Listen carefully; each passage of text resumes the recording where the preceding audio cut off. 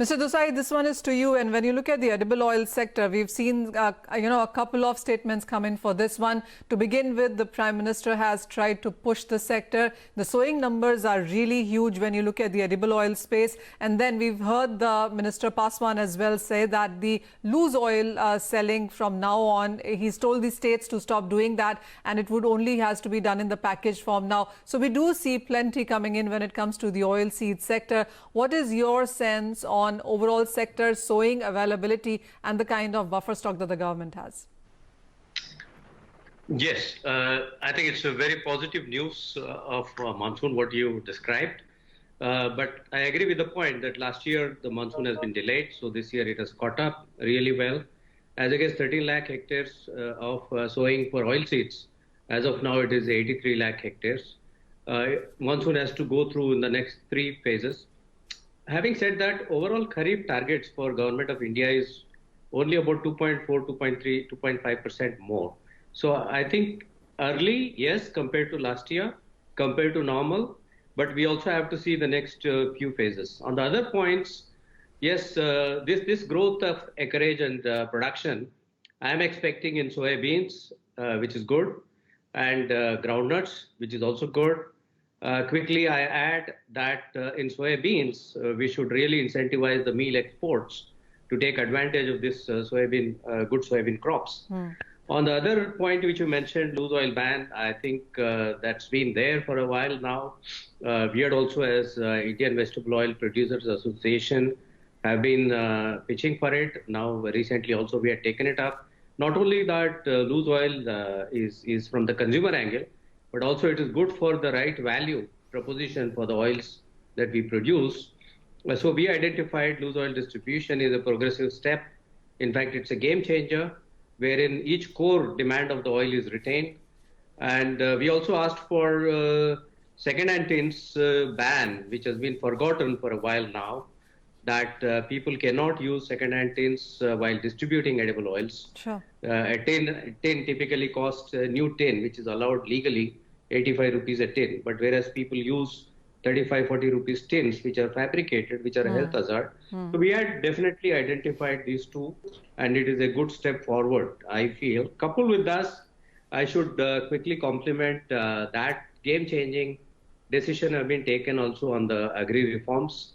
For example, allowing online procurement of oil seeds directly by the millers. That's fabulous. Also, mandi tax, the way mandi was operating, you know how it was, wherein there was a blind bidding process. But as against that, today one can bypass, farmers can directly sell.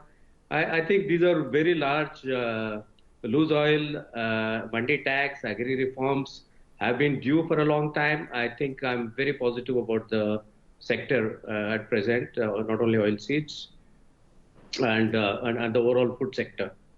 Mr. Desai, this one is to you. I mean, as Mr. Hussain is pointing out, yes, there are various reports and various learnings in the global markets as well on how the food prices are doing, how the pattern is changing on what people are buying. Is it about local food more, or is it about processed food more? So going forward, as we look at the markets, what is your sense on how are the prices of commodities really going to be? Are you guys doing any calculation in sense of demand as the COVID lockdown or the weaker demand may just about continue for the next couple of months as well? So how are you looking at the supply, demand and prices going forward?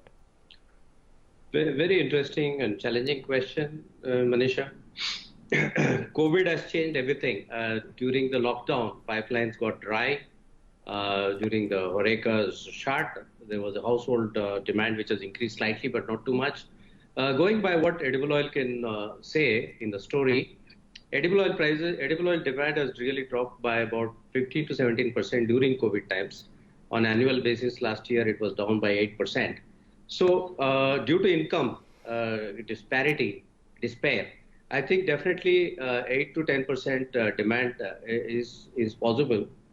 But going back to the earlier subject, it is very difficult to demarcate between farmer and consumer, especially when 60-70% of the farmers are the lowest strata income consumers, where their income is, let's say, $2.5 to $3 a day. So this is where government, this has been a challenge of distribution, basically, not of supply. Supply has been abundant. Demand for essential goods, we have already established that it's good. Maybe a little bit of tweaking in terms of buying habits. Maybe you want more door deliveries in the cities, more of online, more of packaged consumer trends. Consumer is the key to the whole new changes that are going to come.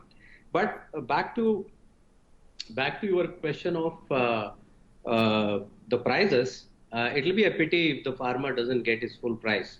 We also don't expect government to procure everything of the country, distribute everything of the country. So I think I would say Bhavantar, not in the shape in which it was introduced, but now MSP minus market price, not for 2 months of peak season, but for throughout the year. It's a social and government responsibility.